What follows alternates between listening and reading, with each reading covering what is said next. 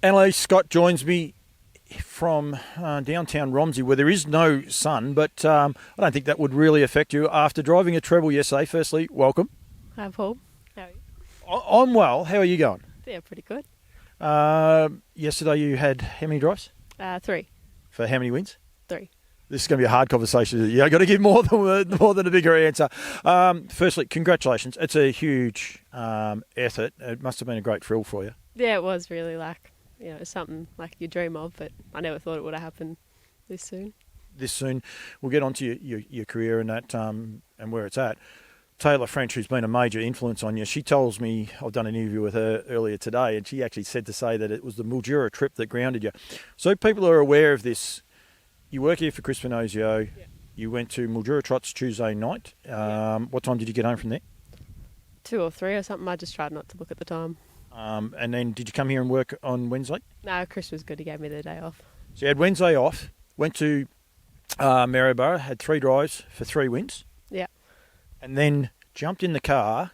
I sent you a message about doing an online interview and you didn't respond, and I thought that was a bit rude until you turned around and you told me that you were running late to get to do the swabbing job at Geelong last night. Yeah. Yeah, I had to jump straight in the car and head to Geelong. And I was joking about the rude part, but you do that. You've always, a lot of people will recognise your face and your name. People may or may not be able to put it together. But yourself and Mum, you've been working around the industry for a long time, but driving horses wasn't your first love, and probably was never on your radar. Well, I reckon probably 3 years ago when we were doing Kilmore was not on your radar, was it? Nah, not at all. Never would have picked that I'd be doing it. What changed it? Like I say about Taylor French and being a big influence, but we're here at Chris Finozio's, and there is a bit of a backstory to it, isn't there?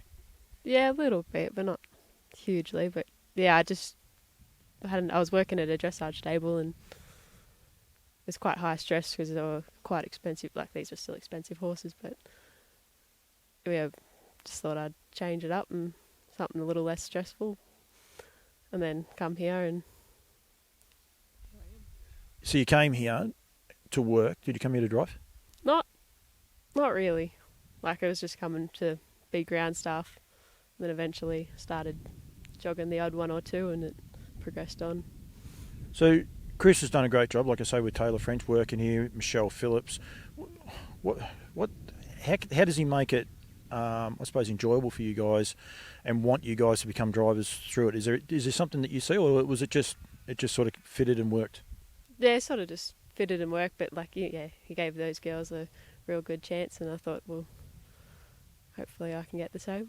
He's a good boss. He's a full-on boss. He's a hard worker himself, and he demands the same from his staff, doesn't he? Yeah. Yeah. Right, back to yesterday. What were your confidence levels like before you stepped out for the day? Did you think you could get a winner? Yeah, I was really hoping to win on Quiet Storm, and I knew that if I drove him properly, he would. That was the first one? Yeah, and then I actually didn't know Smooth Techie was a favourite when I'd looked. They didn't have him picked as favourite, so I just went into it. So I said we were here at Chris's. Xavier O'Connor's working. He trained the first winner. So the confidence, it's obviously trained from here. Yeah, so you knew a bit about the horse. Yeah, driven at the odd time. And your confidence level was okay. The second race was, I think, looking at it, I could be wrong, but was it restricted to juniors that haven't driven a certain amount of winners? Yeah, it was a concession race, less than 10 winners. I think that one was. So all of a sudden you've got 2. How did you feel after that? You would have been cock-a-hoop, I suppose. Did it sink in? Nah, it still hasn't really. I haven't really had much sleep, so it hasn't hit me yet, but yeah. And then you had to wait a couple of races, I think 2 more races after that, and you got your third drive, and that was on Ruslan here for Chris. That must have been a great thrill, not only to drive 3 winners, but to get a winner here for your boss. Yeah, it's always better when it's for your team. It is indeed. How many winners have you driven now? Am I right, would be about 6? Yeah, I think it's 6 now. So you've driven 3 before that, and in one day you doubled your numbers. Yeah. What are your goals in the industry? Have you got goals, or has this sort of just all come about a little bit quicker than what you were expecting? Yeah, it's sort of come about a little bit quicker than I would have thought. But yeah, as long as I keep getting the opportunities and the goals to just keep improving. I said about helping around the tracks and that yourself and Mum. You guys work at Kilmore, Melton. You're obviously now at Geelong. Mum seems to pop up everywhere. How was she after the win? Yeah, she was pretty excited. She texted me straight after. She would have been cock a hoop. Anyone who knows Mum knows she's very passionate and loves her daughter. Does get grumpy with you from time to time, though, doesn't she?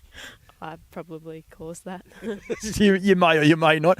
But very passionate. You both love the industry. Like, I mean, working with it, I know you have a lot of fun with vast array of drivers and trainers. You know, poor old Brad Chisholm, he can cop a fair hiding from you, but rightfully so. But you do have a lot of fun and you enjoy it, which is always great. And you always have that smiley, happy face.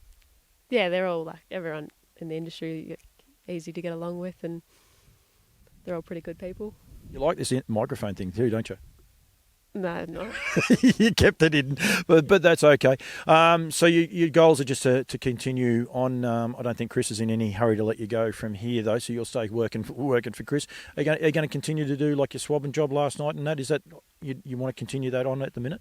Yeah. I do it at Geelong and the odd time at Melton if they need a hand. And the stalls at Kilmore, or you're not doing? Yeah, still there. Don't forget that job either. Kilmore, yeah. Ben will be like, huh? She's not working for me anymore. He'd be all worried. It is. Well, all of those tracks are cold, especially in wintertime. There is sunshine in Bendigo. Don't worry about that, but there's none here. Annalise, well done. When are you driving next? Depends if I can get the day off to go back up to Mildura on Monday. I might be back up there. How many drives you have at Mildura the other night? 2. So yeah, it's a happy hunting ground. It's great cutting. You know, a lot of the juniors, learn their craft there, if you like, and learn how to drive and that. So, did you enjoy it up there? Yeah, it was a bit of fun. Like, I think it toughened me up a little.